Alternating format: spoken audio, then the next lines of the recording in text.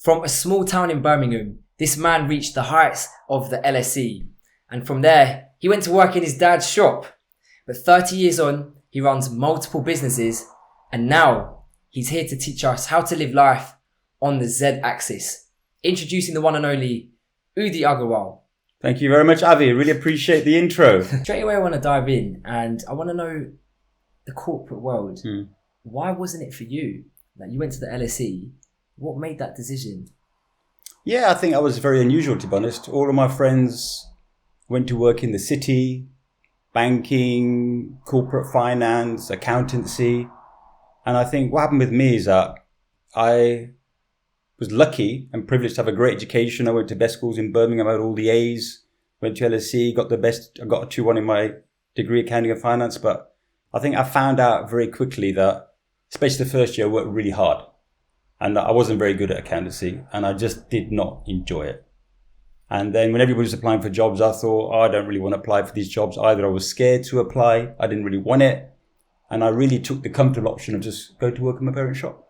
So I was literally the only person on my course, I think, who did not go to work in the city. Just went straight back, work in my dad's shop. Yeah, because most people who go to LSE, they end up working in investment banking, they become politicians, they run big businesses, but to go back to your dad's shop, it's a very rare thing to do.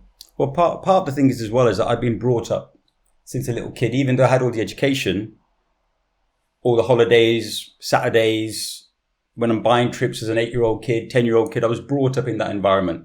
I didn't really know any better, I'll be honest. And I enjoyed it. I had a little dream when I was 11, I'm going to have different businesses in different countries. I don't know where it came from, but obviously certain things do stick with you. So I think the real truth is that I was a bit scared of working in the city, and I think it was an easy choice for me to work in my parents' shop. For me, maybe for other people it would have been the opposite, but for me it was actually more like that. Okay, I see. So in that moment where all your friends are in your cohort applying for these top jobs, internships, grad schemes. What were you seen as in that year? Were you seen as like the guy with no ambition, or were you seen as someone who everyone kind of thought they were going to make it anyway? How was that seen? I mean, I never really had that conversation till years after. Because when you talk to your friends years after, then it sort of comes out, well, we were quite surprised. You know, why did you go back to Birmingham? And it was sort of, even throughout university, I'd take my friends back to Birmingham, and then we'd go to like Forever Balti and Sparkbrook, and they'd go to our shop. So they were sort of, they met my parents. I don't know what it was. We had that, they had an idea that was something that I was interested in. But I think still, it was a bit of a shock that I didn't at least try working as a career. But I sort of just spun my own thing that, you know, I'm not interested in working for anybody else. I just want to work for myself. And it was deep down, it is what I wanted to do. I didn't really want to work in the city. I know it probably would have been good for me. And nowadays, I would probably recommend the younger generation, why don't you try it at least? If it isn't for you, it isn't for you, but at least give it a go. So I think I probably missed out by not trying it, I'd say, looking back. But if I look at what I've done over the last 30 years, you know, it's been okay. What's the minimum amount of time someone needs to try it for, would you say? I'd say I would give it about 3 years as a sort of minimum, because I think even if you're going to work for yourself and you're clear, I think there's certain skills you can learn by working in the corporate world that you wouldn't get working in a business or a family business straight away. That education, that level of, you know, the skill set. There's so many different skills you're going to learn by working for a big company. So, and what kind of skills?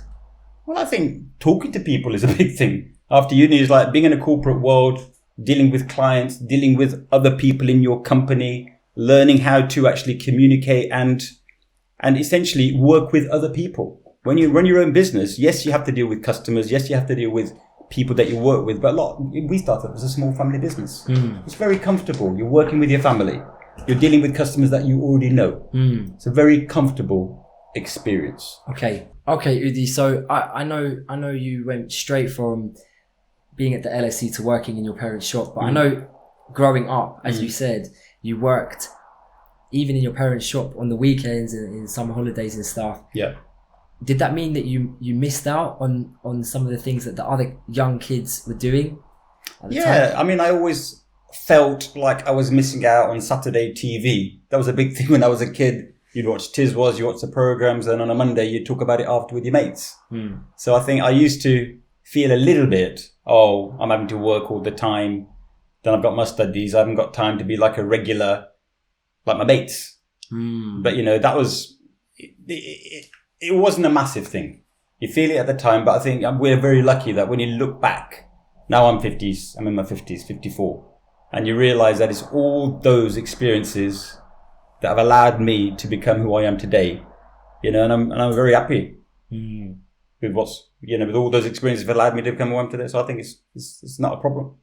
It made you who you are today. Exactly. Because is that because it gave you an early perspective on sacrifice and short-term gratification? I think that, and it's a massive part of probably what we're going to talk about today, is that I call it sort of ruthless patience. Ruthless patience is delayed gratification, as you've just said, but allowing things to compound over time. So that's something I'm also going to get into, is that it's always the later years that give you the biggest bang for your buck. You've got to keep putting in, and it seems like, when the hell am I ever going to get anywhere? But finally, it comes back big time. Was there like a specific moment when you were in the LSE and you just thought, right, I'm not doing this. Everyone else is applying to jobs. I'm not doing this. Can you pinpoint? I think what really happened, Avi, was that when I did my first year, I'd always been very successful at studying. I had a strategy and a formula, and I always got an A. Wasn't rocket science. You do the work, you do the test papers, you turn up at the exam, you get the A.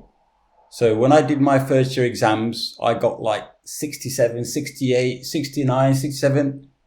I think I got one above 70. I thought, this isn't right. Let me get them all remarked. Nothing changed. Yeah. In my mind, I thought, this is rubbish. I'm not good enough. I haven't got the aptitude for this accountancy. It's not for me. I sort of decided it ain't worth working that hard on something that I'm not going to be that good at. I got it. Are you saying that the inputs didn't match the outputs? Yeah. For you? That's what I felt. Okay. Exactly what I thought. Fine. But then you moved into other areas, and then you were noticing that your inputs were very much closely related to what was coming out. Well, what happened for example, in uni, then I took my foot off the gas the next 2 years, and I still got the 2-1. It was still okay. I could do okay without working as hard. But for me, that isn't really a winning strategy. Everything I've done in my life is all about putting in the max effort and getting the max result. It doesn't work for me to take my foot off the gas thing and try to, this is okay, I'll be okay. It wasn't, that is not for me. So I think, I pretty much decided this accounting is not going to be for me. I've got the fallback of my parents' business. I'll just take the easy route.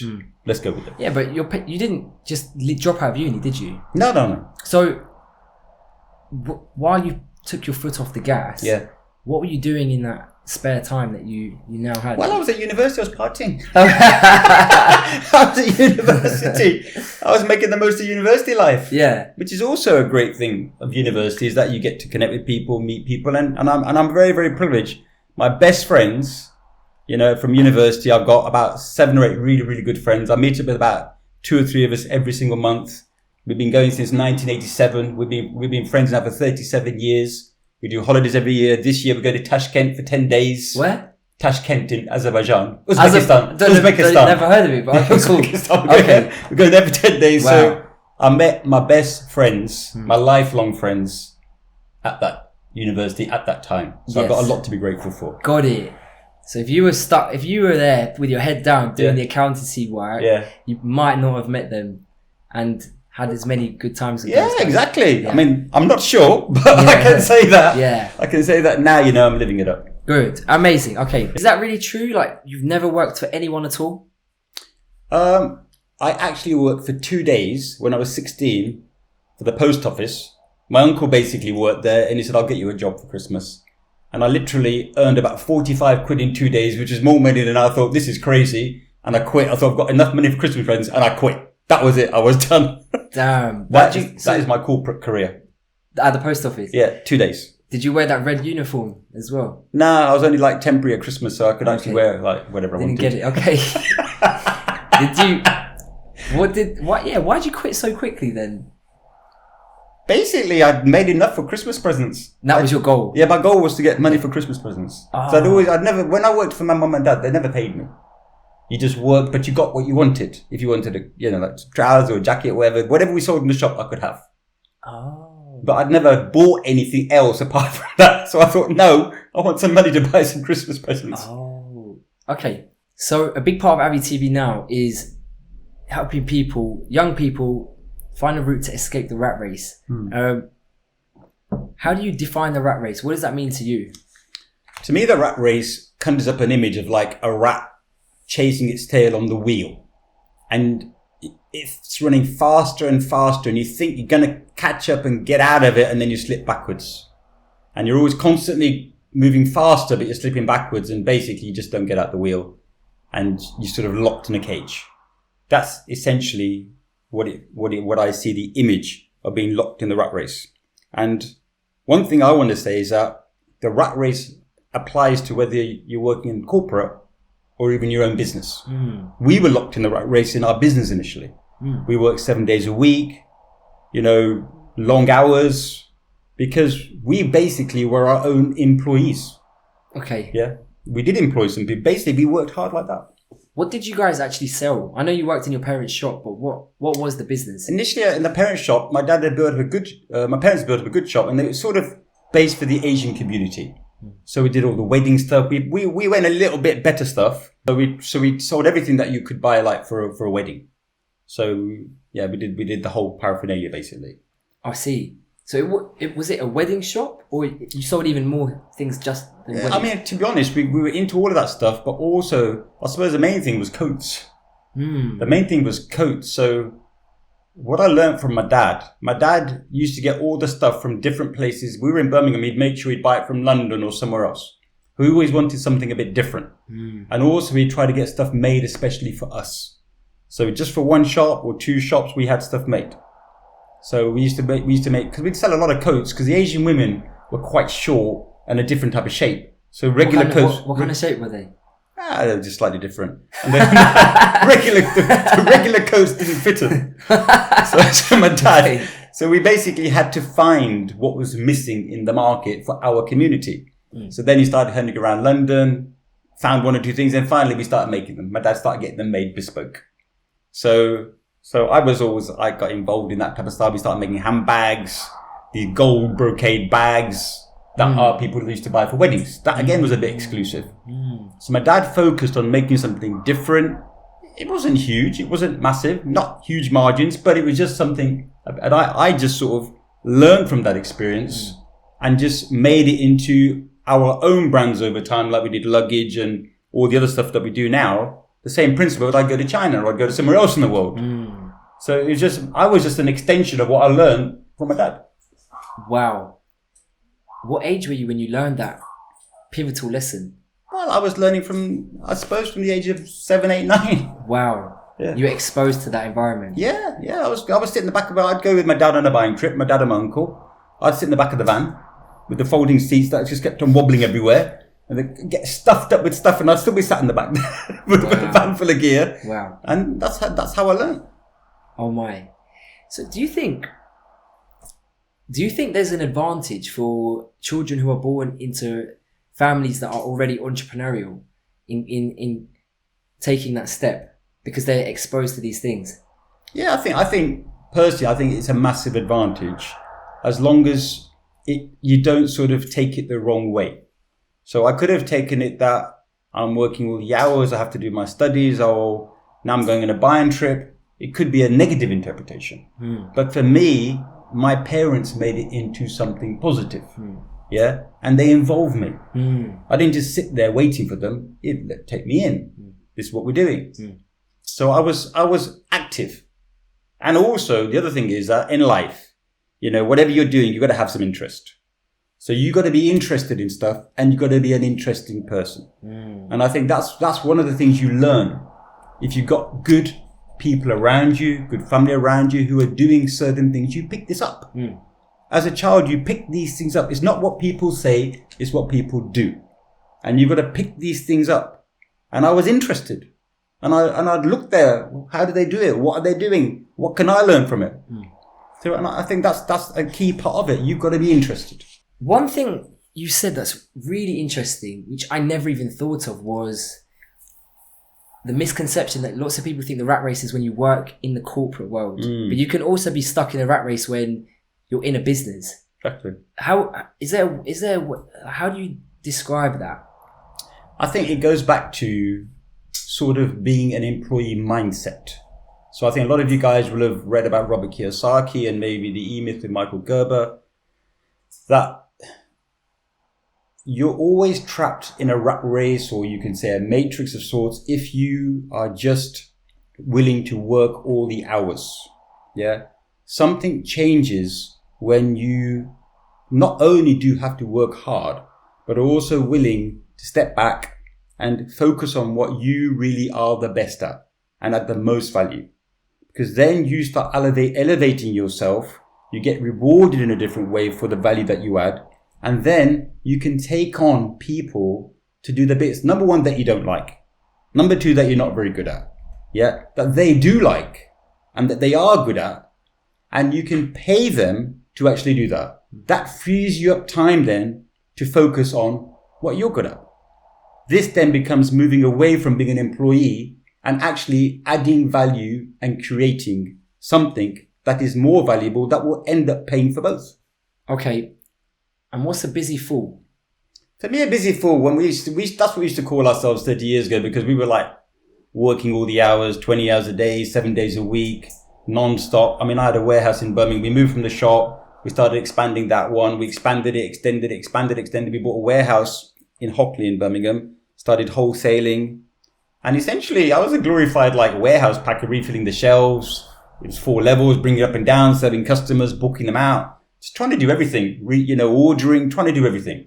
Instead of thinking, okay, what am I going to do? Maybe I should focus on the buying. Maybe I should focus on designing the products, creating the brands. Okay, we can get somebody else to do that job. I mean, it happened over time, but pretty slow. Slower than you, if going back, you would do that bit faster, delegating. Yeah. Like I say, it takes 25 years to become an overnight success, because it's years of experience. But then it's not that I wasn't exposed to a lot of good stuff. I did go to seminars. I learned a lot of stuff, but I chose to carry on doing it sort of my way, working hard. And so, you do need to work hard, but I think you can learn from the experience of others and start to focus on your best stuff and allow others to do what they're doing. Because then you will increase the rate and the speed and the value that you add a lot quicker.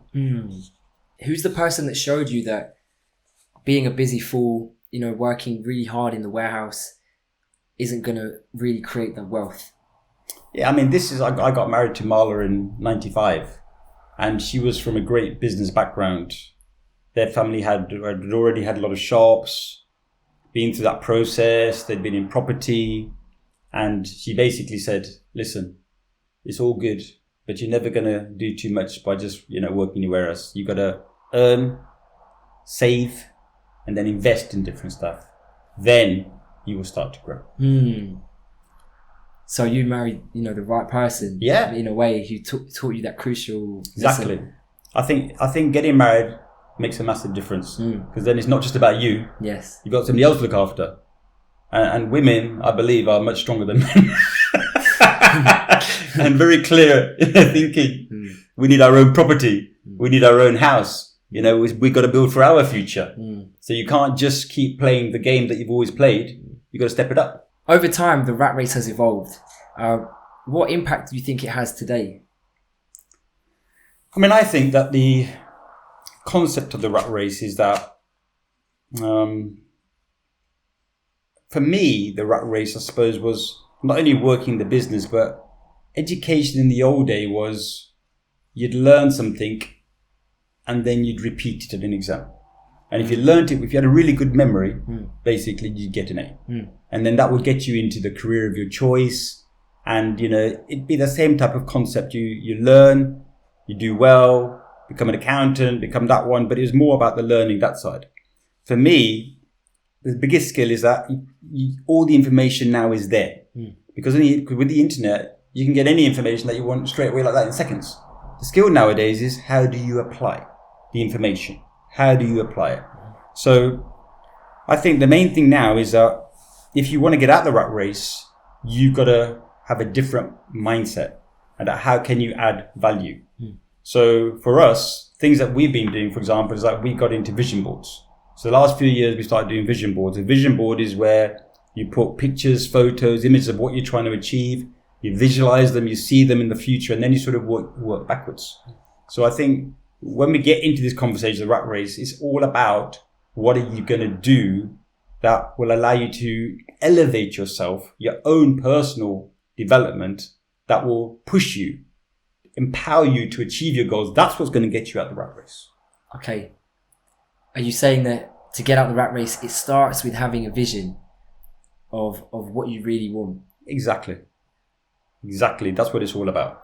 So there's no point if you hate your job, because I'm sure there's a lot of people watching who are in a job they don't feel fulfilled in. So you're saying if you're in that situation, there's no point just quitting without having goals. You need to think clearly first. Is that what you're saying? I think there's 2 or 3 things. I would not recommend quitting your main job because business is not for everybody, number one. Yeah, and working for somebody else does have its benefits. So when you work for somebody else, you got a good income. You obviously got a group of people that you're working with every day, and you're making a difference. You're contributing. You're growing. You know, you got a lot of good benefits of working for somebody else. Now, if that doesn't float your boat and it isn't what you want, I would suggest setting up something on the side initially, because it's very easy to quit. Yeah, and then you start something and you realize, well, I don't even like this. So that doesn't leave you in the best of places. You can do it, but I wouldn't recommend that. I would set up a side hustle, as we all do. Set up something and put a little bit of effort and time into that one. See how that works. So I mean, I want to, at this point, I'd like to bring in something from, I've listened to a lot of speakers and great people, and Arnie has this big thing about...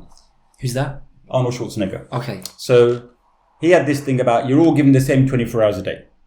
So when you are working for somebody and you think you're very, very busy and somebody's recommending you to do a side hustle, you're thinking, well, I haven't got any more time. How am I supposed to set up a side hustle? So Arnie says that we've all been given the same 24 hours a day. He modeled basically this guy who was playing Tarzan, and he wanted to become an actor and he wanted to go to America. And basically that's what he chose to do. When he got there, what he did is the first 5 hours he trained in the gym because he was into his physique, as we all know. The next 8 hours he worked as a labourer. That was his full-time job. He was a labourer. And then the next 5 hours he trained to become an actor. We all knew the way he spoke. So basically he was taking lessons to try and speak properly. So he slept for 6 hours. Like he always says, I slept faster. So he made sure that he got his side hustle, 5 hours a day, he got his main job, and he got his gym in. The other thing is, so it's just a question of, and I know it's very difficult when somebody says you've got enough time and you know you're so busy. For example, if you were to do 1 hour less on social media and 1 hour less Netflix, that accounts to 18 40-hour weeks in a year. It's over 1,000, almost 2,000. 18 40-hour weeks. 18 times 40. Yeah. Okay. So 720 hours. So so that's more than 720 hours. 18 40-hour weeks, just 1 hour less in social media and 1 hour less Netflix a day. That's it. So I know everybody's got this. You might be working 3 jobs. It's not fair for me to say that, you've got all the time. But there is some stuff you could do if that's something that you want to start. Because it's funny, a few years ago, I don't know if you heard of Molly May. She's a famous influencer. And she went on a podcast and she said, everyone has the same 24 hours in a day. And she got absolutely hammered for saying that. Yeah. Because, as you've touched on, there's some young single mothers Exactly. who maybe work 2 or 3 different jobs. They have a few kids, and someone like that compared to, you know, a single man with 0 kids who's got no responsibility. Yeah. They do. Is it fair to say they have the same amount of time in the day, or is it clear cut? Time is a constant, and yes, they do have the same amount of time in the day. I think you can't dispute the fact that we all have the same 24 hours. What is different is that how you spend those 24 hours. Ultimately, if you don't have any spare time, and you've decided that where I'm doing at the moment is not working, you're going to have to stop doing something to create something new. So I'm just giving an example. If you've worked your 18 hours a day, you still need to sleep 6 hours. Well, there's no more time. The only way of changing something is to stop doing something. But I wouldn't try to stop your main breadwinning earner, because that's what you need to sustain yourself and your family. But on the other hand, you still need to try something if that's something that really, you're really determined to do. So don't stop your main job, don't stop your main income, but try something else. Stop one of the other jobs that potentially you can. And if you can't afford to, you can't. In your experience, or from what you've seen, would you say it's more push or pull factors which drive people to move from the corporate world into business? Like, is it that fact that they hate their job so much that they need to go and do this thing? Or is it the fact that they're really inspired and they really get a kick out of doing this other thing? That's why they've gone into that. I think there's 2 things. I think you probably need a bit of both. So say, for example, you are just fed up with what you're doing and it's just no longer what you want to do, and there's enough pain there. You need the pain to drive you to change something. So pain is very, very critical. But on the other hand, you also need the pleasure of a pull to something that you're going to go towards. So in terms of what I say is that do a vision board. Vision board will put you on a picture of what you're aiming for. When you have a picture of what you see, a bigger, brighter, better future, also that's going to reinforce the pleasure. So you got the pain driving you that you don't like what you're doing, but also you got the pleasure of the pull. So I think that both are actually important. I mean, there's some of the stuff that, I was very, very lucky that I was exposed to personal development in my late 20s. So I did 2 things. One of the courses I did was Landmark Forum, and the second thing was Tony Robbins UPW. So I didn't know anything about this type of stuff. I'd never done personal development. It wasn't for me. Basically somebody harassed me, said, do it. I went, I thought, oh my God, this is like a hard sell. This is not for me. But I thought, I'll just do it because you told me to do it. It's actually my brother-in-law's. Okay. So just because you told me to do it, okay, I'm going to do it. Changed my life. Best thing I did Landmark for. So very quickly, I'll share with you one distinction. The distinction where there's 2 circles. What happened and what you make it mean. So with my father, essentially I got my relationship back with my father out of doing the forum. One of the benefits. Wait, let's hear that one again, just so it's clear for everyone. So there's 2 circles. Are they overlapping or are they 2 separate circles? So basically what happens is that the distinction is that there's 2 circles that are distinct. The left-hand circle does not touch the right circle. It's what happened and what I made it mean. So what happened was my dad was talking. I made it mean over here, he's having a go at me. Finally, what happened, my dad was talking, and the circles got collapsed. I stopped hearing his words. I didn't even know what he said. All I thought was, he's having a go at me. All I ever heard is, he's having a go at me. When we did the forum, I got that distinction that this is what's happening. That's what you make it mean. I uncollapsed the circles. I realized, shit, I don't even know what he's saying anymore. Rang him up. Dad, this is what happened. I've done this forum. I learned this distinction. I love you. Done. And I got my relationship back with my father. Just through that one phone call. Through that one distinction. And then Landmark said, look, now you need to phone. Tell the person. And I made the phone call. Told my dad. Wow. That's powerful. Yeah, Very it was powerful. It was transformative. Wow. And let's delve into that a little bit more. So what exactly was he saying that made you think he was having a go at you? I didn't even know the words, to be honest. I didn't even know what he was saying. Was it in Punjabi? No, I was in that age, mid-20s, thinking that I knew it all. I joined him in the business. He had actually done me a favor by allowing me to join his already successful business He didn't need me. Yeah, he allowed me in. Then I started growing it. I thought, well, I'm the bee's knees. I've done this. I've done that. We need to do it all this way. And obviously he did, sort of pull back a bit. He let me take the lead, which was brilliant of him. And obviously then it became all about me. And then when he was telling me stuff, I didn't really want to listen. Why don't we do this stuff? Why don't we do this? It just became that. And then I got married. And then again, in the relationships, they can get a little bit, well, you're getting advice over here, you're getting advice over here. I didn't really want to listen. That was the truth. But I realized by doing the forum, my dad is just talking to me. That's all he's doing. There's no intent. He's just saying. He's just saying what he's got to say. Yeah. That was it. Got it. I understand. Okay. And I think, let me go to the second thing, which is like UPW. At a very similar time, I ended up doing... What is that? UPW? Yeah, so UPW is Unleash the Power Within. So Tony Robbins, a big, huge American guy, 6'8", massive. Came over to Britain. I went there to Cardiff Stadium with 3 of my brother-in-laws and my nephew, I think Rajan as well. And essentially, there was loads of great stuff. I mean, it was a phenomenal course. But the most inspirational one was the firewalk. So the very first day, the Friday, and these were all long days, 14, 15 hours. Throughout the days, they're putting all these hot coals out, laying them on the ground, 2,000 degrees, saying, you're all going to walk on these hot coals. And I'm thinking, shit. I was nervous, kid. I'm not going to do that. No chance. But throughout the day, they're sort of prepping you. And finally, about 10, 11 o'clock, you get into peak state. And boom, you go. And there's thousands of people. They've got loads of these firewalks and everybody does it. Everybody does it. And that moment, it was a phenomenal breakthrough, physical breakthrough. I realized I can do anything. I don't need a life with my own, these limitations that I've created. Oh, I can't do this. I can't do that. I can't do this. Suddenly, they just fell apart. Did it burn your feet? Stepping on that hot coal or no? So, I know you've seen a lot in your time. Where would you say the rat race is most prevalent? I think for me, it's pretty much every society, every culture, it never changes.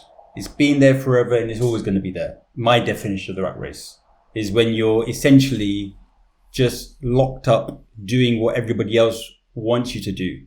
Essentially, Jim Rohn is a great one that I've listened to for many, many years. And he was the same guy like Tony Robbins learned from. He always had this thing that I couldn't understand is that if you don't have your own goals, you're going to become part of somebody else's goals.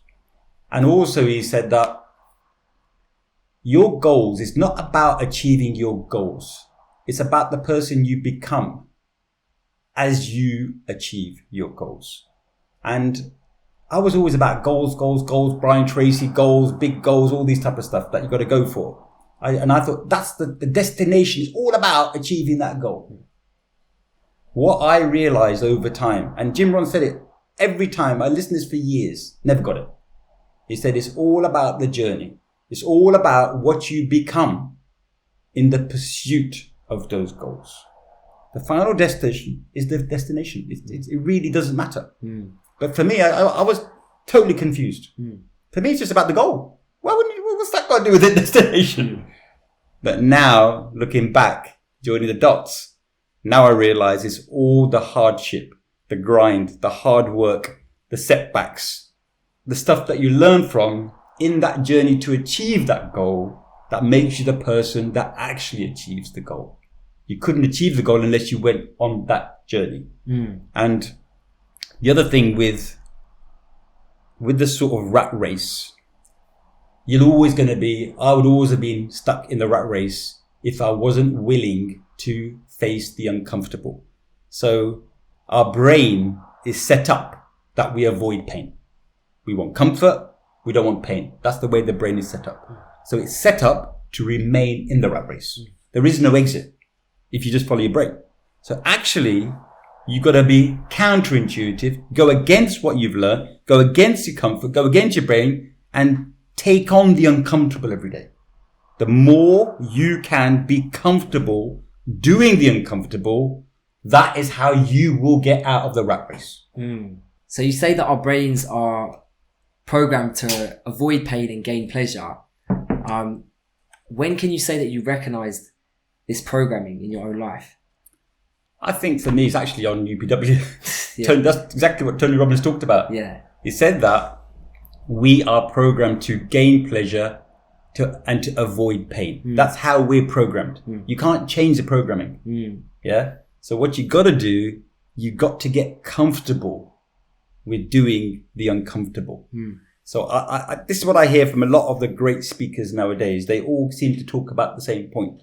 So Andy Frisella, I'm a big listener of Andy Frisella. He's not for everybody. He has a lot of stuff that even I'm not even that keen on. But there's certain things that work really, really well. And one of them is the mindset. And he interviewed a guy who did 50 triathlons in 50 days in 50 states. I don't know if you've heard about that, the Iron Cowboy. And he says that's where he got the idea of 75 hard. That's where he realized, because what he said was that he got comfortable doing the uncomfortable every day. That's how you trick your brain. Because your brain doesn't want you to do that stuff. Because it's trying to keep you from avoiding, you don't want to get into pain. Because in the old days, it was like fighting a lion. That's what we were. In the old, we were a caveman fighting the lions, hunting for food. Yeah. So it was painful. You might have got eaten. Nowadays, we don't have those challenges. Wow. We can get everything we want any minute. So we don't have those particular problems. So we've just got to recondition ourselves. That's okay. It's fine. Let's take on something I don't want to do. Let me start with that. Okay. I have a power list. Let's start with the thing that I don't want to do first. I know you weren't actually part of it, but what are the top reasons you would say someone should leave the corporate world? Like I say, I always say be very careful before you do it and make sure it's definitely the thing you want to do. Start with a side hustle, work it a little bit, make it a main hustle, then leave. I would say have the backup of 12 to 24 months worth of money saved up, that even if it doesn't work, you are safe. Because part of the challenge of leaving the corporate world is that running your own business, I can say, is quite stressful. Now, obviously, there's a lot of pain. That's why you're looking to leave. But you've got to understand, running your business is just as stressful, especially initially, because you have to wear all the hats, you're working all the hours, you're pretty much having to do everything. In a corporate job, you're in a specific area, probably doing a certain part of it. Maybe you didn't enjoy it the most, but you're probably good at it. So it's not, it's not going to be all a bed of roses.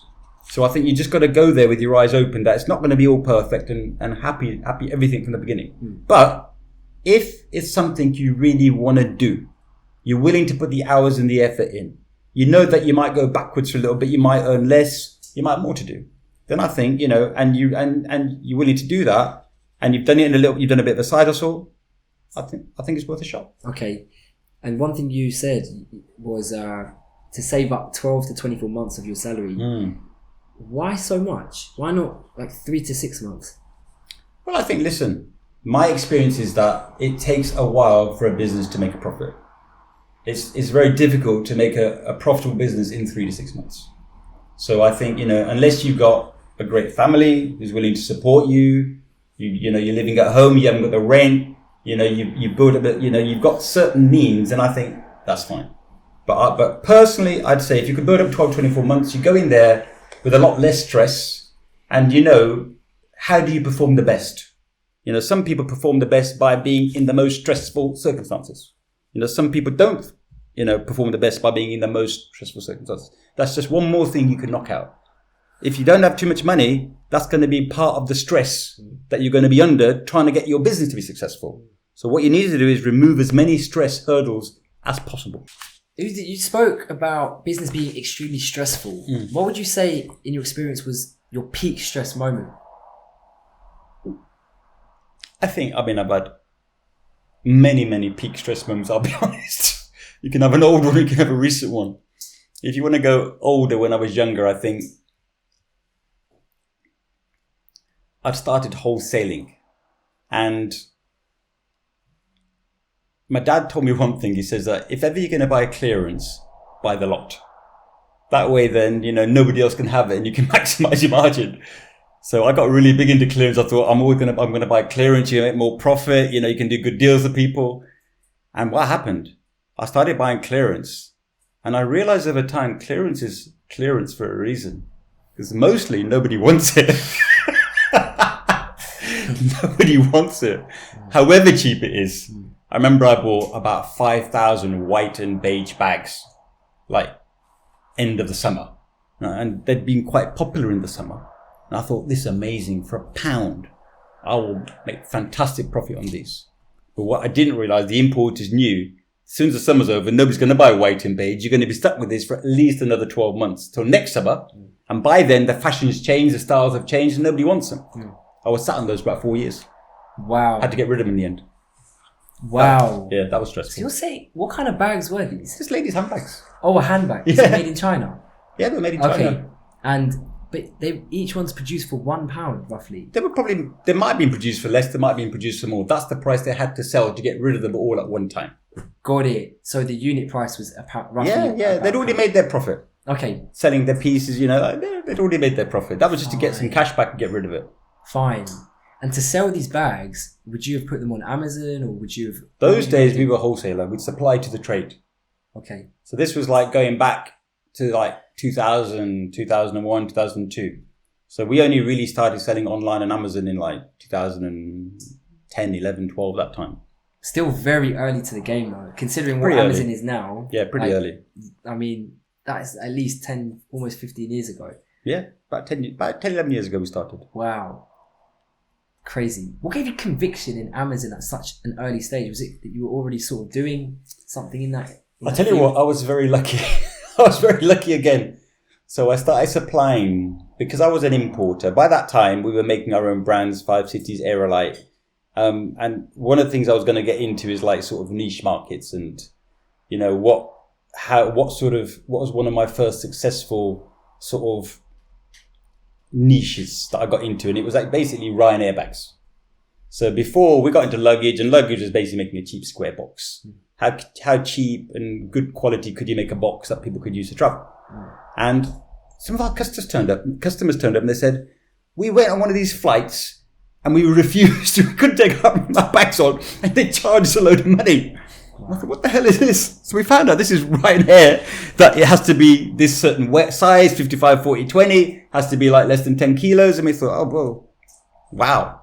And sort of something switched, say, look, this could be an opportunity. Instead of that, everybody was moaning and complaining, these bastards, Michael O'Leary, oh, he's a scumbag. Everybody hated him. But he created like all this free marketing. It was all over. And it created this whole demand for bags that fitted. So very quickly we started making it. We thought, let's find it. How do we make that size? How do we make that? And we were literally some of the first people to do it.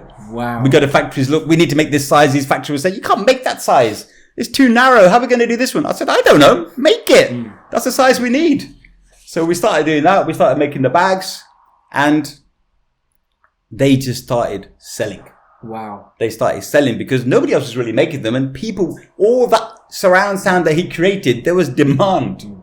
So that was a really great thing that we got into. Wow. So out of a big problem, yes, you found the solution. Exactly. Yeah. And then one thing happened. We started supplying this to other people. So then we started supplying this guy who actually was selling it on Amazon and on eBay. And he was buying tons of it.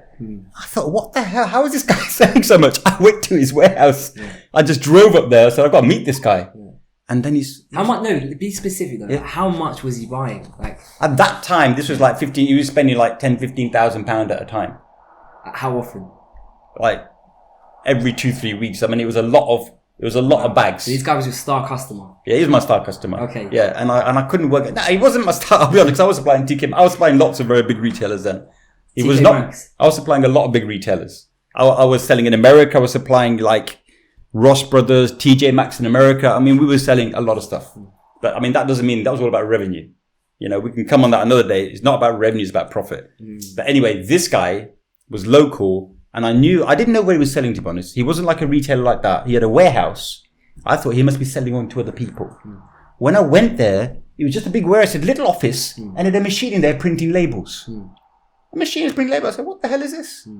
He says, I sell on Amazon and eBay. I said, what? He says, yeah, I sell on Amazon. I said, you bought these 500 bags, you sold them on Amazon. Yeah, we sold that in a week. Why luggage? Why did you choose luggage? Did you have some kind of unfair advantage to go into that industry? No. Was it? What happened is, this is another story. part of the wedding trade, we sold suitcases. Because Asian people would buy trunks and suitcases, put all the wedding stuff inside and give it when they got married. So we started selling suitcases. And when I started wholesaling, I just did more of what my dad did in his shop. And we were wholesaling, like we had quite a large warehouse, and we were wholesaling all the textiles and all the luggage and bags. At one point, I had 1,000 styles of bags, I had 1,000 styles of purse, I had all these suitcases. It was becoming too much. And I think it was in the 90s we realized we cannot do both of these sort of categories. We can't do travel and we can't do textiles. And it was a big decision, but we decided, okay, let's stop textiles, let's just focus on travel. So we decided, let's go down this path. Why did you not choose textiles and you chose the travel? I don't know. It's just a decision at the time. We just thought. It was a hunch. We thought we'd sell this many bags, this many purses. Well, what's the profit over here? It seems okay. Textiles. I think actually what happened, we were supplying Air Tours all their towels for the cruise ships. We got a lucky break. One of their a guy who was supplying them a lot of stuff somehow found us. And we were bringing Turkish towels from Turkey. And he said, I need this pool towel for Air Tours. 900 gram per square meter, massive, very expensive. And it was this huge risk on our part in case he didn't take them. But he says, I definitely will get this order. I need 2 containers of this towel. I mean, it was ridiculous. It was too big an order for us. But my dad said, we should do this. We should do this. If you get this order, it'll be brilliant. I said, you sure? I said, yeah, all right, come on, let's do it then. And we got that order, and luckily it's sort of done, we got paid, it all went well. Wow. But then, about a year later, Air Tours went bump. They went bump. And I think we just felt lucky we got it away. And is that the business we want to be in? I mean, that was only one part of our textiles, but it became a bigger and bigger part. And we thought, this is risky. We didn't have enough other business. We were supplying shops, but it wasn't enough. But luggage itself was becoming bigger and bigger. Got it. So I think the luggage was taking off where that was probably on a downward trend. One thing, because obviously when I was on The Apprentice, I learned one thing from Lord Sugar, and he said, related to the travel industry, you can't build an airline overnight. And what he meant by that was, whenever you dive into a business, it really helps if you've got some experience in that area before going in. Because otherwise, how are you going to compete?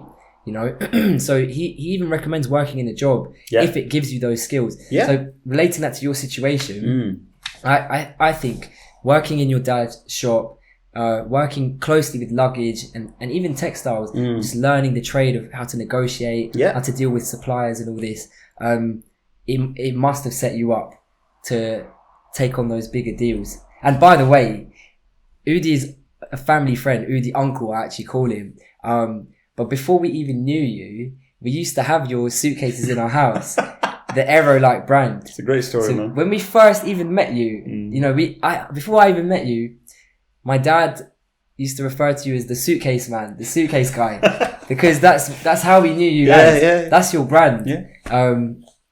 But anyway, we're changing the brand now. Now you're the Z-axis guy. We'll touch on that more. So I know that your philosophy is all about doing, not talking. And can you just tell us a bit more about that? You know, taking action. I think there's a time for sort of planning, and it's very important. So you do your vision board. We do our vision board, say like the first week of January, because it's sort of a New Year's type of thing. We take the vision board and it's like, this is what we're going for. And that's spend a few days on it. We did this Mel Robbins thing this year where we went through the photos of what we did last year.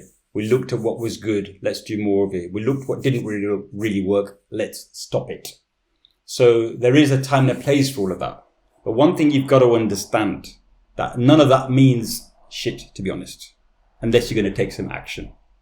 Life is all about action, action, action. So one thing I learned very recently, literally this week, Mel Robbins interviewed Steve Bartlett, and a lot of you people might know him, you know, Diary of a CEO. And he says this brilliant thing about when he interviewed when he stood on stage with Barack Obama, that Barack Obama makes a decision once he's got 51% of the facts. So a lot of people, including myself, want to know 100% or 90%, close as much as possible to 100%. Why? Because we're scared of failing. We don't want to let anybody down. We've made mistakes before. We're going to look bad. We're not good enough. All the usual reasons why we don't want to make that step. And for me, this always comes up when I get into a new venture. So in our property business, we've got quite a decent sort of real estate business now. And we've worked a particular model for about the last 6-7 years, which is buying sites, building on them, and renting out the property. And that's been a good model. Now, with interest rates jumping up, so quickly, and build costs have stayed the same, which are very, very high. It's made that model less appealing. The cash flow is pretty much at zero now. That model is not the best model going forward. So I started looking at, okay, what else can I do in property? Started listening to lots of people. Ranjan Bhattacharya, he's brilliant. And he talks about his commercial to residential. So then I did the course, started listening to it, and I thought, this is a winner. I'm going to do this commercial to residential. And I've actually found some stuff, and I've seized up a bit. Oh, I need to know about this. I need to know about this. I need to know about this. Or what if it doesn't work? And I just caught myself today listening to that podcast thinking, okay, as soon as I know 51%, it's time to jump in. So what I mean for me, it's very easy to talk about action, about what I do, what I know, what I've learned over 30 years. It's much easier. And for me, when there's something new, which I'm not sure about, I can also be frozen in inaction. But the main thing is that for me, when you take action, you move one step closer to where you want to get to. Now, action and failure are connected. So, for example, when you see other people doing well, you can think, well, I'll do that. Because if they can do it, I can do it. And that's very, very simple strategy that works really, really well. Now, some things going to work and some things won't. Yeah. What you need to become is comfortable with the failure. When you become comfortable with the failure, you then allow yourself to fail more and more, as well as succeed. The more you try, some things will work, some things won't. What you got to become comfortable is with the stuff that doesn't.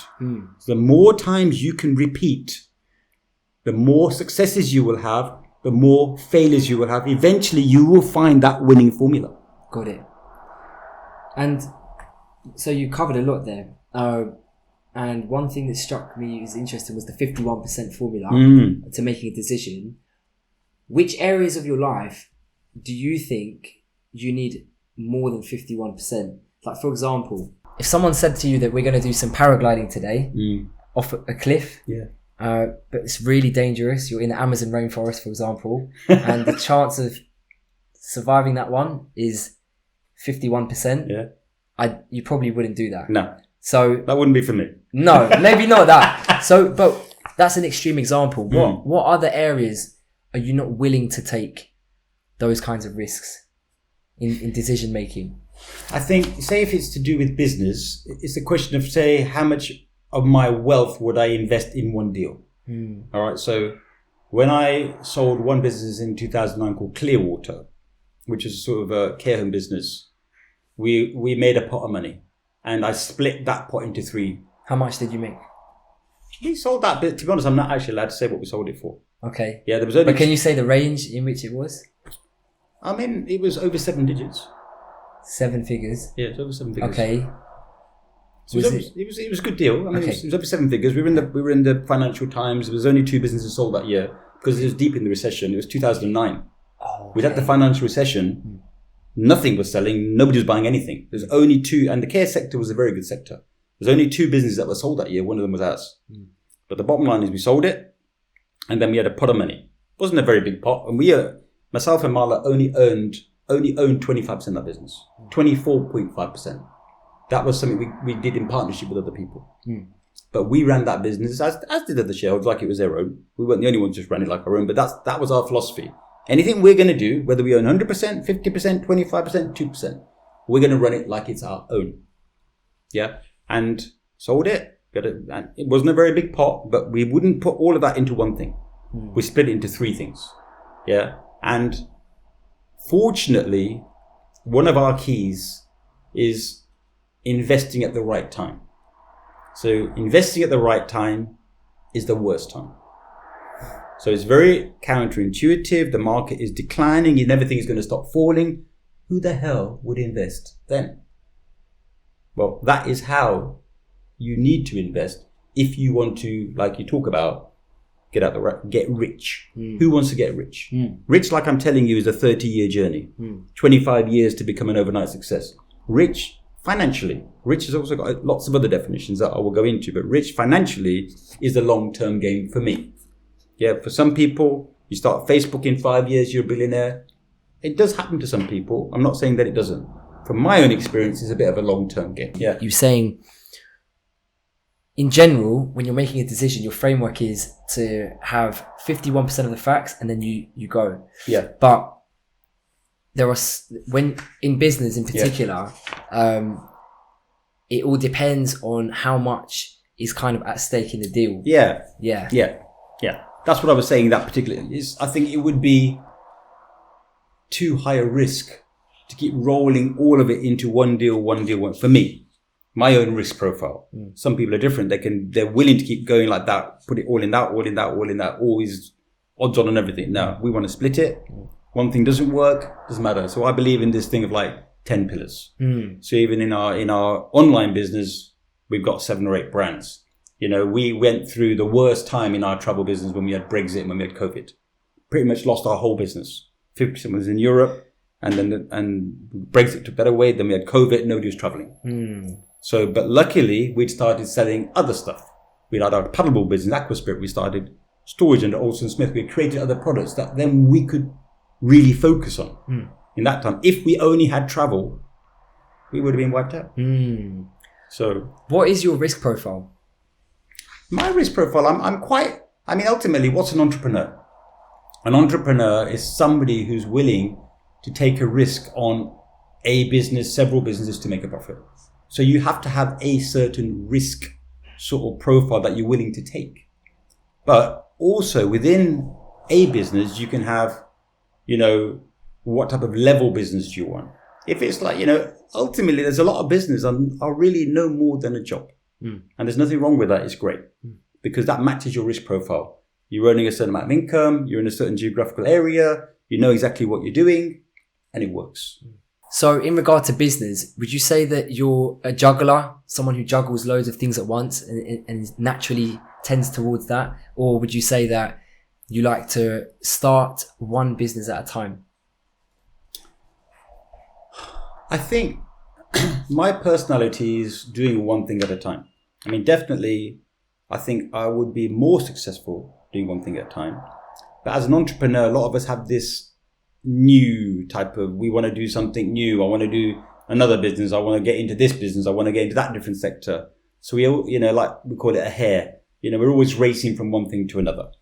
So I think, it's sort of a bit of a dichotomy where you've got both things going on, that you need the newness, but also you need to solidify what you're doing. So, what I'd say is that something changes as you grow over time. So I think when I was first in business, I could literally do one thing. And that was stressful as enough. Just buying from other people and wholesaling it, trying to find the customers and then selling it to them and then getting paid. Everything was like, what the hell if it doesn't work out? Then as you sort of move on to the next year, last year becomes your level. Then I was able to take on a little bit more. Okay, let's start importing. Let's start doing that.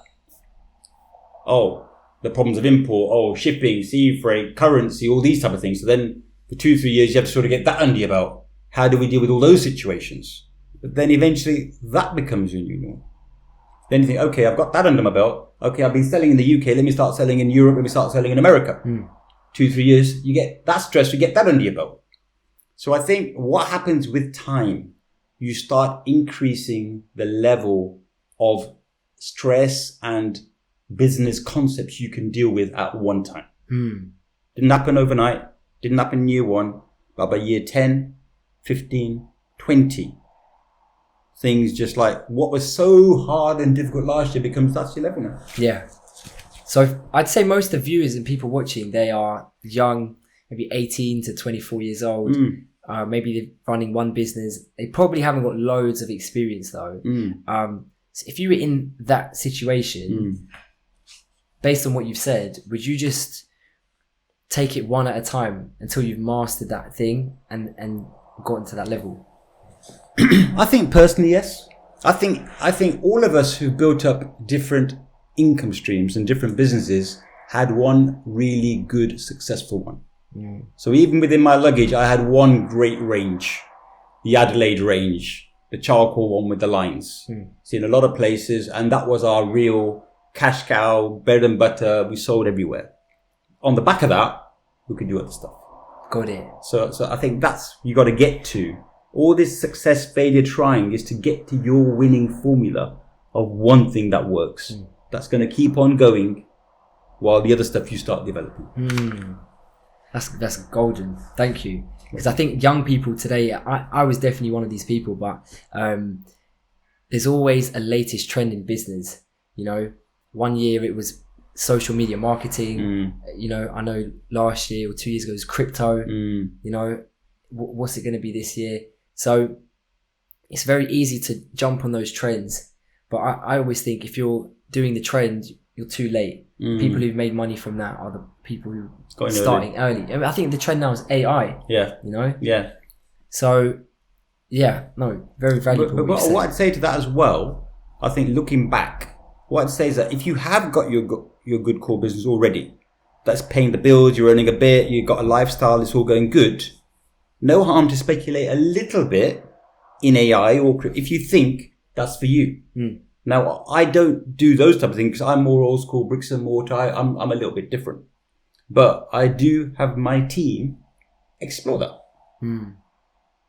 So I think because you never know where one of those things really takes off to the stratosphere. Some of those things really take off. So if you totally ignore it, that potentially could be, you know, to your detriment. But what I'd say is that you've got to have something solid first before you waste too much time. A little bit of time to start with. Yes, that makes sense. Oh, that's actually worked. Let me do a little bit more. That's actually worked. Let me do a little bit more. Or no, that didn't work at all. No, forget it. Not for me.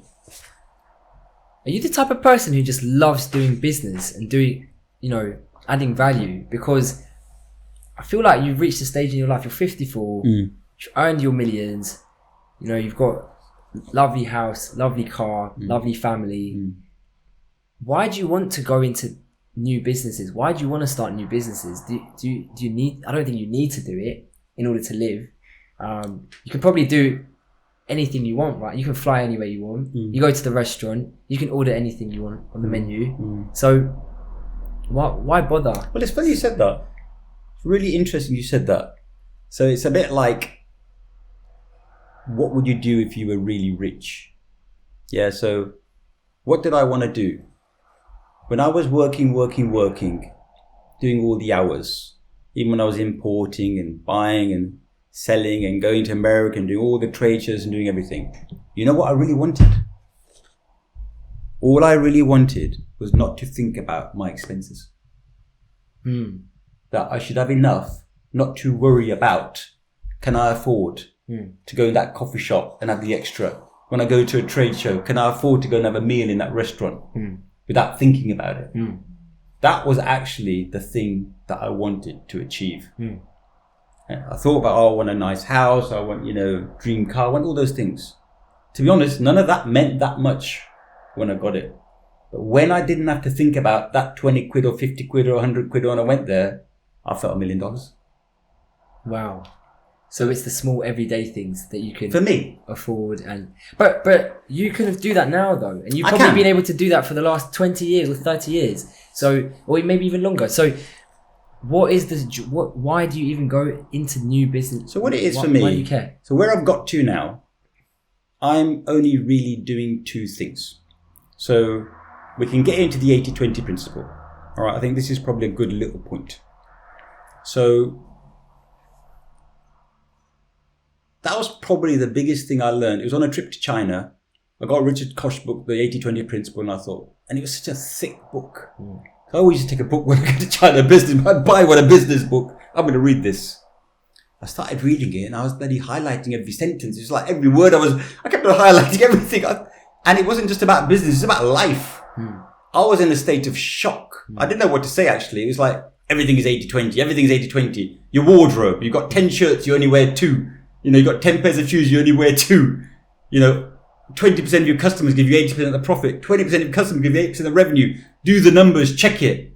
I was blown away. I went back to the office and check these numbers out. What's it like? And it was literally that. Wow. It was literally that. And I learned that quite early, but I'll be honest, I did not apply it to myself in every situation. I was still doing all the hours. I was still doing everything. But what I have learned now, if you're working, say, 50 hours a week or 60 hours a week, or whatever that number is, 40 to 100, wherever you are in that sliding scale, literally 2/10 of that time is where you add the most value.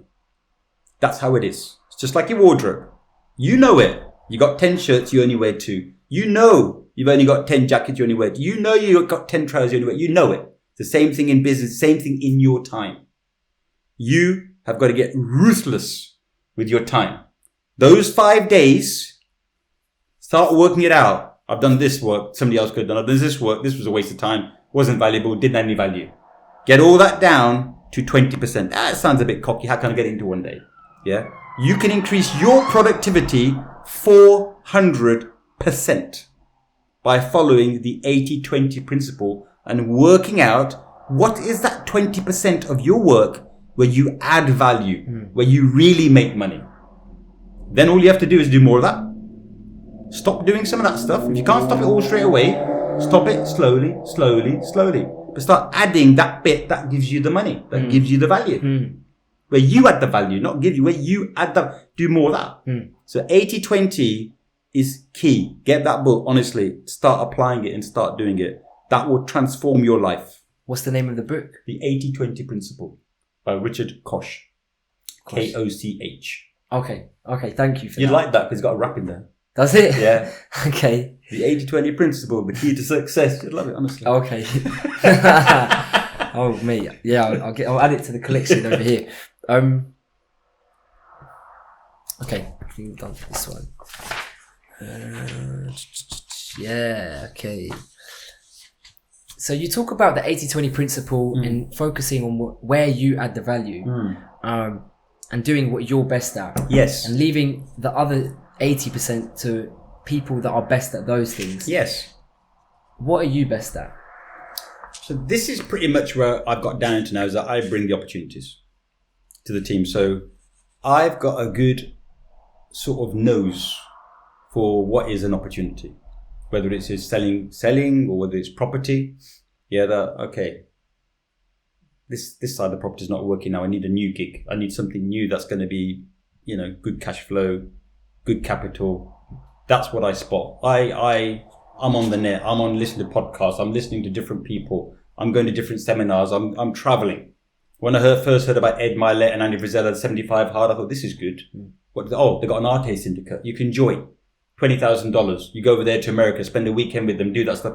I joined, I went, got immersed in it. Found out some incredible stuff. Started applying it.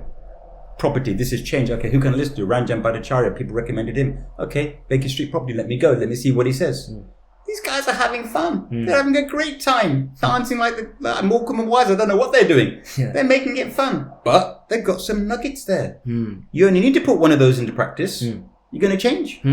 So I think that's what I'm good at, is finding these little golden nuggets. And then I bring it to the team. Listen, guys, this looks good. What do you think? We need to do some work on here. Let's start getting into this area. Okay, fine. You're the opportunity spotter. Yeah.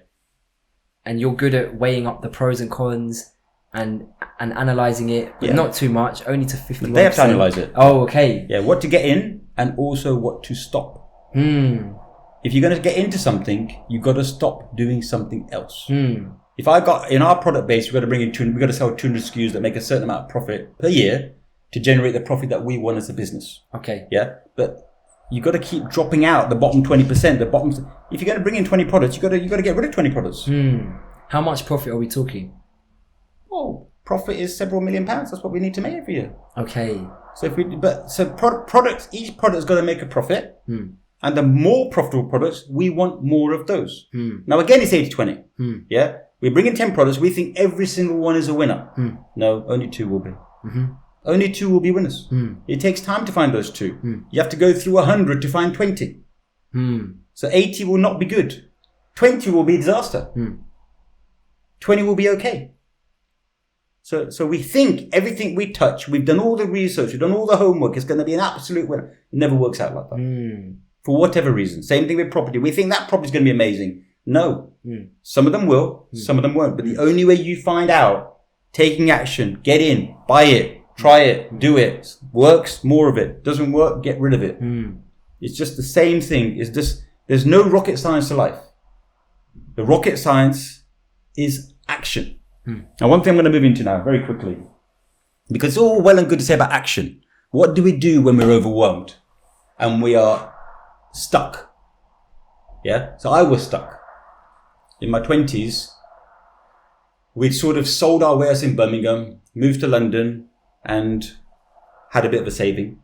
Not masses, but we had something. We bought our property and I put it all into stocks and shares. At that time, stocks and shares was a big thing. RSI, this indicators, wealth masters, all types of stuff. So this is amazing. I don't have to work. I'm going to do all the stock market. Literally in 6 months, I lost everything. When was that? This was in like .com early bubble? 2000. Okay. Early 2000. Day trading. I was trying everything out. I didn't need to work. I was an overnight success without working. Brilliant. Then what happened? Lost it all. And how much did you lose? That's probably about 250 grand, I think, at that time. And what proportion of everything you had was that? Well, that was all our savings. Oh, it was your whole savings. That was our savings. 100% of your savings. That's the savings that we had. So that's the conviction you had in the stock market. Yeah, I had all my savings. And literally, I put it all in one share in the end. Which one? Oh, don't talk about it. It was COVID. COVID it was. Okay, so, wow, you must have had some real conviction in, putting all that money into one stock. What stock was that? That was a stock called Covad Communications. It was like a broadband supplier in America. It was putting broadband all over America. And essentially, I listened to a tip that somebody gave me. They said, look, this is going to be good. This is going to go up. It's a winner. And it literally did double in the first few months, but then it halved. And I could just not sell it. I could not sell it. I was so stuck in the transaction. I couldn't sell it. I mean, pretty much lost everything. But the point is that I was in overwhelmed, depression, hurt for 6 to 12 months. I was frozen. And that was the worst time for me. It was the worst time for my family. The shit I put them through. Yeah. Then what happened? Eventually, somebody talked to me. I must have done some type of course that basically woke me up. Okay, you now have to get back into action. You can't stay stuck. What was the moment though? Like, you said it might be in a course, maybe it was the landmark, but what? Do you remember this moment? Because I think, if you're an ambitious person, even if you're a hardworking, ambitious, optimistic person, you go through those times of depression and slump when you don't even want to get out of your bed. Exactly. It's very hard to turn that around. What helps you turn that around? I think at that time, the pain of actually staying there was so big, I had to do something because I was doing nothing. I was so bad. I think eventually, probably Marla said, I'm going to leave if you don't actually do anything. Yeah. Something happened that it was just like, shit, it can't get any worse. I've got to do something different. So then I just started doing. So the point of this is that the real point of this is how quickly can you get up when you're down. So that period, it took me 6 to 12 months. All right. Over time, over the last 30 years, it's got quicker and quicker and quicker. That's the point. In life, you've got to come up with your own operative practices that work for you. That once you're down, once you're in a slump, either it's a phone call to your friend. Yeah, you've got a buddy. When I did a Landmark, we had these coaching calls every day. You set up a buddy system and they say, okay, what are you up for today? These are 3 things I'm going to do today. Yeah, and then the next day you'd say, well, these are 3, I did this, I didn't do that. Absolutely brilliant. When you've got a buddy call with somebody who's got your back, not somebody who's just like, oh yeah, I'm doing this and it's all bullshit. This is real integrity. These are 3 things I said I'm going to do today. Yeah. Tomorrow morning, simple 2-minute conversation. I did this, I didn't do this. Okay. Are you complete? Are you done? Yes. Let's go again. That's all you need. I think there's something quite embarrassing when you have to ring someone else. So it's one thing doing it to yourself and realizing, I didn't do those things. I said I was going to do. But if you have to report that to someone and maybe they even ask you about it, like, oh, so why didn't you do that thing? Exactly. Do you feel that kind of feeling inside, like, yeah, definitely, of shame a little bit? You feel a bit of a shame, but also you got to be grateful for that call, because that's what got you into action again. One thing we need is action. So Goggins has this accountability mirror, as probably you know, is the accountability mirror, where basically he looks at himself and he says, Goggins, now you're going to get going again. So whatever can make you accountable, if it's with yourself in the mirror, or it's a buddy, or it's your mum, or it's your boyfriend, or it's your girlfriend, or it's your niece, or is that person in that course, we all need somebody or something to get us back into action. And what's the difference between someone who helps you get into daily action and weekly? Because I'll be honest, right now I've got a weekly accountability partner. Yeah. It's my brother. Yeah. And we do it every Sunday in the kitchen. Yeah. And we're finding it really helpful. But you're talking about doing it every single day. Yeah. Do you find it's even better to do it more frequently? let me ask you the question. All right. So you're doing it every week and it makes a real difference. Okay. Do you think if you did it twice a week, it would make more difference? I think it would kick my butt into gear. I think if it was twice a week. So I'll tell you what normally happens, and maybe you can relate to this. Yeah. Every Sunday at 9, we both know we are on that kitchen table and we're discussing the goals. We have 5 goals we submit for the week. Excellent. If you don't do all 5 out of 5, you put £50 in the pot. Nice. At the end of the year, we split the pot. Yeah. So if there's someone who keeps putting money in, you're basically funding that other person. And the rule is the money has to go towards some kind of self-development thing. Excellent. Yeah. So that's what we do. And what we find is it comes to the Sunday 9 o'clock call, and by like 6 o'clock on the Sunday, we're like, oh, we haven't done some of these things. Gotta get and we done. go frantic, and we're like, right, now is the time to jump. Yeah. And that we both do that. Yeah. So I think to answer your question, if we were to do it twice a week, you would get that sudden burst of energy twice a week. Exactly. So what if you did it every day? Yeah, maybe you'd get it. So, but I don't know. Well, here's my theory. Yeah. Why did we do it every day? Because say if you got a call at 9 o'clock, by 8 o'clock the day, you start doing it all because you haven't done it. So it forces you to do it every day. So the more you can do daily, the quicker you're going to get what you want. So there are so many gems we've covered in this whole podcast. That was the biggest gem I've taken away so far. We're still going. Still plenty of time. There's a few more golden nuggets locked in. That's a personal one because honestly, I've been in that slump. I've experienced that. We all have. Yeah. We all have. But the accountability is an excellent way. But that I can see how that would help me take it to the next level. I had an advisor for 19 years. We met every week. Why? Because I needed that accountability. I'm a hare. I'm an entrepreneur. I'm always on to the next thing, the new thing. I haven't closed any of those doors before I start opening new doors. As businesses, we've got to get good at closing doors as well as opening new doors. So I'm going to talk now about the power list. Okay. Power list is a huge, phenomenal, game-changing type of tool for your armory. So this again is Andy Friselli's. I relate a lot to Andy Friselli because it's got 2 massive things: the power list and 75 hard. Both of these things are just total game changers. In 33 years, these 2 things are part of my armory of 5 or 10 things that I have to do. They're that important. So the power list, everybody's got a priority list, an ABC, A1, A2, A3. Everybody's got their version of a priority list. Yeah. But what you got to understand, your priorities change on a daily basis. So this comes back to what you said, that you do it once a week. Yeah. Not every priority can be the same every day. Yeah. Today, if for whatever reason your brother gets sick, hit in an accident, highest priority is going to go to hospital. Whatever you had planned that day has gone out the window. That's just the way it goes. So that's what life is about. Whether you're running one business, whether you're running your family, whether you're running multiple businesses, you can start the day saying, okay, boom, these are my priorities today. And you rank it. This is the biggest priority. If I don't do anything else, if I only do this one thing, even if I don't finish it, this is the one thing I'm going to do. Doing a priority list of 5 doesn't mean anything. It means that one is the most important, and you're not going to stop doing one, and you're not going to get onto two until you've done the most you can with number one. But what you got to understand is that every day that can change. So that's the importance of a power list, is the daily bit of it. Okay. Because it changes. I agree. And so have you heard of time boxing? I haven't actually. Okay, I'll show you after, but it's a way to basically write down physically what tasks you're going to do in a day, and you say when you're going to do them. It's like a grid. I'll show you it, and you prioritize. How many points should there be on the power list? Because 5, no more. Oh, it's power 5 list. It's a power list, maximum 3 to 5. I mean, Andy Frisella's is 5. Okay. Yeah.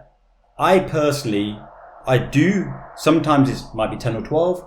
Sometimes it might only be 1. Yeah, but it's mostly 5 or more. But I don't work on the 5. It's whatever the number. You got to work with number 1. Okay. You got to do number 1 first, whatever that is for you. So if I've got a property that I'm all in, I've had no refinance, I'm all my cash involved. Every day has to start with that. So I need to refinance to get my cash back. Doesn't matter what else is going on, that becomes that. If it's like, well, I've got 10 containers of a line sat there in the warehouse and it hasn't moved and it's cost me X amount, well, that's going to become number 1. Let's say you've got someone who they want to shift from being an employee to an entrepreneur. What kind of mindset do they need to adopt? What kind of shift do you reckon they need to have? I think the reason, Michael Gerber talks about this in the E-Myth, that most people are working for somebody else thinking that I'm doing all the work and he's earning all the money, or she's earning all the money. Why don't I do what they're doing? All right. So, and rightly so, you should think like that. Now, but you've also got to see there's certain actions, certain consequences. People who do run the business run it for a reason. They've earned the right. But also you got just as much right, but there's certain things you're going to have to bear in mind. So number 1, most people go from sort of being a hard-working employee in a business for somebody else to becoming an overworked employee in their own business. So they're actually no better off. They might not be any worse off because now they're doing it for themselves. But when you first start your own business, you do actually more hours. And you're doing a lot more jobs because it's your business. Unless you've got a concept you've set up at scale to start off with. You've got investors, you've got different employees in various hats. That's different. Then you can focus on what you're good at. Maybe that's a really good route if you've got that capability of doing it. But I think you've got to understand that this is not quite a bed of roses. It's very, very stressful. You've got to learn to deal with the stress of having to deal with all of those things when you didn't have to deal with that or before. And then obviously there's financial repercussions. Before you were getting paid every day, whether you worked or whether you didn't work. Now you're only going to get paid if you produce a result. So I think there's a lot more than just switching. And once you have made that switch, is there some kind of template or like a recipe that you try and make to 100%. make things easier? I think that's a key part. Why is it very easy to fund a franchise business? If you go and buy a McDonald's, if you go and buy a KFC, if you get a franchise business, it's very easy to fund through a bank. Why? Because there's a formula. There's a recipe. There's a business. There's a business model. There's advertising, there's marketing, there's this, there's royalties, there's license, everything that shows the bank this has been thought through. You can open one over there and it's going to start producing predictable income from day 1. That's what everybody wants. When you set up a business, you need to create that recipe over time for yourself. Whatever the product is, the location, how it operates, the people that you need, the skills that you need, you create that recipe, you create that formula, so the customer gets the same experience every time. When I used to go to China trade shows, initially, lots of Chinese food. I didn't know much about Chinese food. McDonald's, I didn't like McDonald's, but I thought, well, at least McDonald's is always the same. I can't go wrong with it. So I got attracted because it was repeated, it was consistent. So when you run a business, your customers are looking for the same formula, the same recipe, the same services, the same product. They want that experience. Then they feel comfortable. Oh, I'll go back there. I know what I'm getting. So is this especially prevalent when you're talking about scaled businesses? So if you want 10 restaurants, delivering that same experience every time.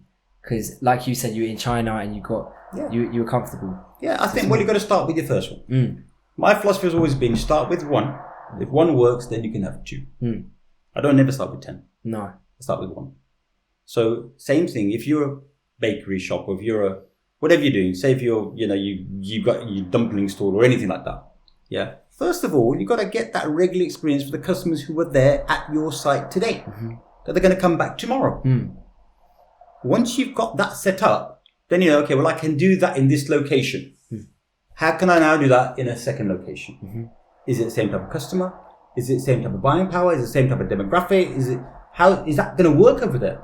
Because then you can repeat the formula. You're going to get the same result because you're appealing to a similar type of customer with the same type of product. Got it.